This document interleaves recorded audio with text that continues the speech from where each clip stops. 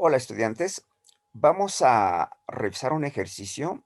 de aplicación del principio de Arquímedes. Vemos aquí una plataforma petrolera que está flotando sobre unas estructuras verticales que se denominan patas de flotación, que por supuesto son huecas y esto es lo que le permite a la plataforma petrolera flotar en el mar.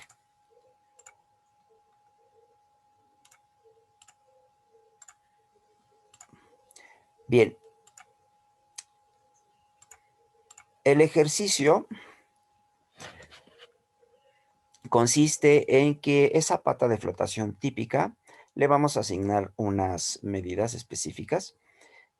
dado que se trata de un cuerpo que suponemos cilíndrico, vamos a tomar en cuenta que las dimensiones externas del mismo son 9 metros de diámetro y 40 metros de altura. El material con el que se fabrica el cilindro y las tapas es acero al carbón de 2 pulgadas de espesor. También se toma en cuenta que llevará unos refuerzos estructurales internos, así como soldaduras, las cuales se estiman en un 20% del peso total del cilindro. Este cilindro estará trabajando con su eje principal, el eje mayor, en dirección vertical en el Golfo de México. Y de lo que se trata es que vamos a aplicar lo que es propiedades físicas tanto de fluidos, así como de materiales sólidos, y el principio de Arquímedes para calcular el peso total de la pata de flotación, incluyendo los refuerzos estructurales internos, y lo que es la buoyancia o flotación neta de esta pata de flotación. Bien, eh, centrándonos un poquito más en lo que son las dimensiones de la pata de flotación, quedamos que tiene un diámetro externo de 9 metros, tiene una altura, el cilindro, de 40 metros y por supuesto, como el material con el que está construido tiene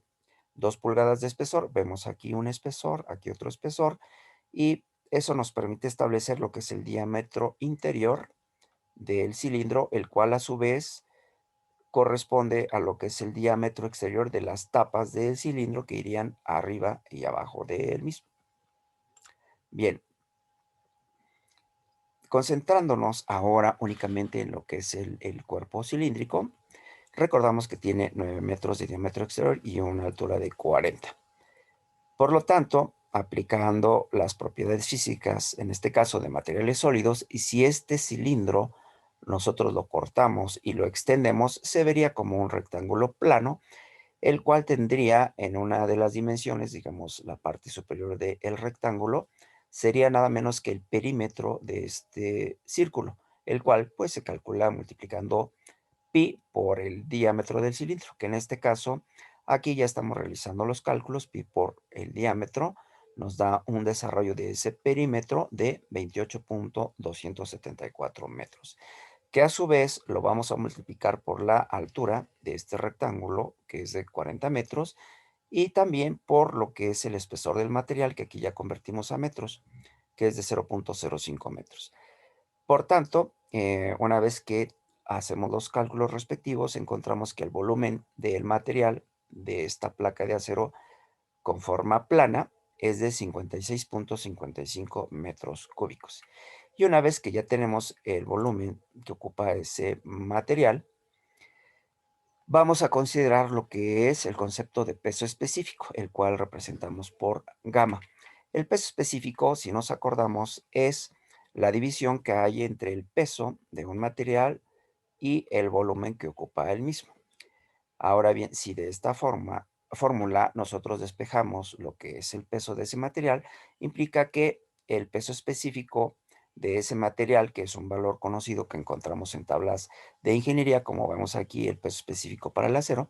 lo vamos a multiplicar por el volumen que ocupa ese material, que en este caso ya lo tenemos acá.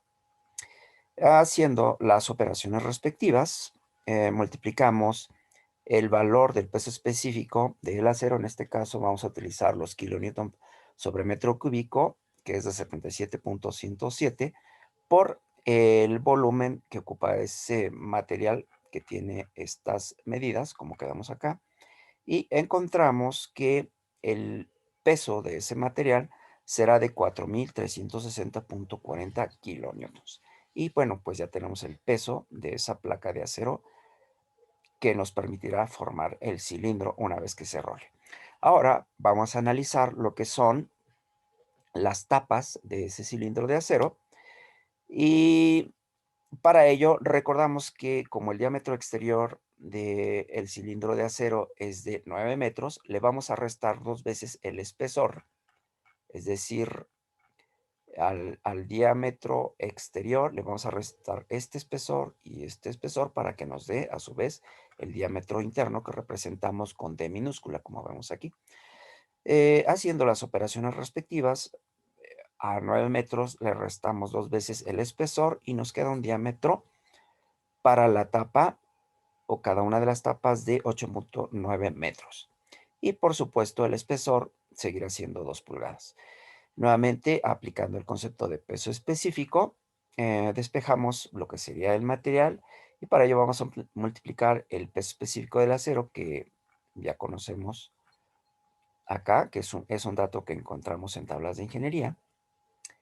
y por el nuevo volumen de material que vamos a calcular o determinar para la tapa. Ese volumen de material será el área circular de la tapa por su espesor y el área circular de la tapa será 0,785, que es pi entre 4, multiplicado por el diámetro de la tapa, que es 8,9 al cuadrado, y a su vez por el espesor, como dice aquí, de 0,05 metros. Con ello encontramos que el volumen del material de cada una de las tapas es de 3,11 metros cúbicos. Claro que como aplicamos el concepto de peso específico y ya teníamos despejado aquí el peso del material, nos queda esta forma de esta ecuación y multiplicamos, por tanto, el volumen que encontramos para nuestra tapa de acero por lo que es el peso específico del acero en kilonewtons sobre metro cúbico y nos queda un peso individual de cada tapa de 239,847 kilonewtons. Pues ya tenemos el peso de una de las tapas que por supuesto vamos a multiplicar por 2 para tener el peso que corresponde a las dos tapas. Una vez que ya tenemos el peso de las dos tapas, lo sumamos con lo que es el peso del cilindro. Vamos a rectificar que sea esa cifra, sí está bien, 4,360,40 kilonewtons es el peso del cilindro más el peso de las dos tapas, nos da este valor que corresponde al peso del cilindro cerrado. Eh, de ahí calculamos el 20% conforme nos fue dicho en el texto de inicio que teníamos que considerar para calcular el peso de los refuerzos estructurales internos y soldaduras, que es lo que estamos haciendo aquí. Sumamos ese 20% de este valor por refuerzos y soldadura y encontramos el peso total de la pata de flotación, que es de 5,808,11 kilonewtons. Ahora bien, ya tenemos, por tanto, el peso de ese cilindro de acero hueco y cerrado. Ahora, lo que tenemos que hacer es calcular el volumen externo que ocupa este cilindro ya cerrado una vez que lo sumergimos totalmente en el agua de mar. Es decir, aquí escribimos que el volumen del fluido que desplazará este cilindro ya cerrado y totalmente sumergido será equivalente al volumen externo de él mismo. Por tanto, lo que tenemos que hacer es multiplicar el área de este cilindro, tomando en cuenta el diámetro externo, y eso lo haremos al cuadrado y lo vamos a multiplicar a su vez por la división de pi entre 4, que es 0,785 y a su vez por la altura de ese cilindro que lo representamos con él. Sustituyendo los datos conocidos, lo que es el diámetro externo, que quedamos que es 9 metros, la altura de 40 metros, hacemos las operaciones respectivas y el volumen que estaría desplazando este cilindro totalmente sumergido en el agua de mar sería 2,544,696 metros cúbicos. Una vez que ya tenemos el volumen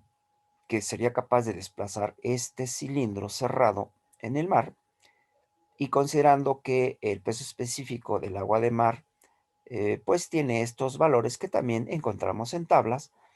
vamos a calcular cuánto pesa el agua de mar que desplazaría este cilindro una vez que estuviera totalmente sumergido. Para eso, del concepto de peso específico, que es el peso entre el volumen que ocupa, despejamos el peso y nos queda esta ecuación. Específicamente, este peso corresponderá a lo que pesa el agua de mar que fue desplazada por el cilindro totalmente sumergido y como ya conocemos el volumen que desplaza el mismo, que es este valor que tenemos aquí, y también conocemos lo que es el peso específico del agua de mar, que es este valor que encontramos en tabla de ingeniería, hacemos las operaciones respectivas que nos indica esta ecuación y una vez que terminamos el cálculo, encontramos que lo que pesa el agua de mar que desplaza totalmente ese cilindro ya cerrado y sumergido es de 25.589.503 kilonewtons. Y eso, debido al principio de Arquímedes, es justamente el equivalente al empuje vertical que estaría experimentando esa pata de flotación. Es decir, lo que pesó el agua de mar que desplaza ese cilindro totalmente sumergido es equivalente al empuje vertical o empuje de Arquímedes. Ahora bien, como ya tenemos ese valor, ahora hay que calcular lo que es la flotación neta. Para eso, tenemos que la pata de flotación, como es un cuerpo cilíndrico, pues suponemos que coincide con lo que es el centro de masa. Entonces aquí estamos pintando o dibujando el centro geométrico de la pata de flotación y enseguida hacemos pasar o coincidir un eje vertical que denominamos Y, cuyo origen va a estar coincidiendo con ese centro geométrico, que en este caso también coincide con el centro de masa. Ahora bien, para ahí pues vamos a analizar que a partir de lo que es el centro geométrico de nuestra pata de flotación, hacia arriba estaría señalando lo que es el empuje vertical que calculamos en 25.589.503 kilonewtons y tenemos también a partir de lo que es el centro geométrico de nuestra pata de flotación hacia abajo el peso total de nuestro cilindro de acero ya cerrado, que es de 5.808.11 kilonewtons. Una vez que nosotros tenemos estos dos valores, pues la ecuación para encontrar lo que es la buoyancia flotación neta nos dice que el empuje vertical que va hacia arriba le vamos a sumar vectorialmente, o lo que es lo mismo, le vamos a restar el peso total de nuestro cilindro de acero ya cerrado. Y con eso, pues realizamos las operaciones respectivas y encontramos que la buoyancia o flotación neta que estaría experimentando nuestra pata de flotación sería de 19.781.39 kilonewtons. Y eso es lo que estamos representando aquí. Entonces, como tenemos que el empuje vertical era de este valor hacia arriba, el peso total tiene este valor hacia abajo, una vez que realizamos la resta de esos dos, predomina, por supuesto, el signo de lo que es el empuje vertical, que va hacia arriba, y nos queda un valor de buoyancia de 19.781.39 kilonewtons. Y por supuesto, la buoyancia señala hacia arriba, lo cual nos indica que esta pata de flotación estaría flotando, ¿verdad? Y tendría esta flotación neta. ¿Por qué? Porque el empuje vertical que nosotros calculamos por el principio de Arquímedes es mucho mayor que el peso de nuestro cilindro de acero cerrado. Eso lo representamos de esta manera. Y listo, pues ya hemos calculado lo que es la buoyancia o flotación neta de nuestra pata de flotación. Y bueno, por lo pronto es el fin de este ejercicio. Hasta pronto. Gracias.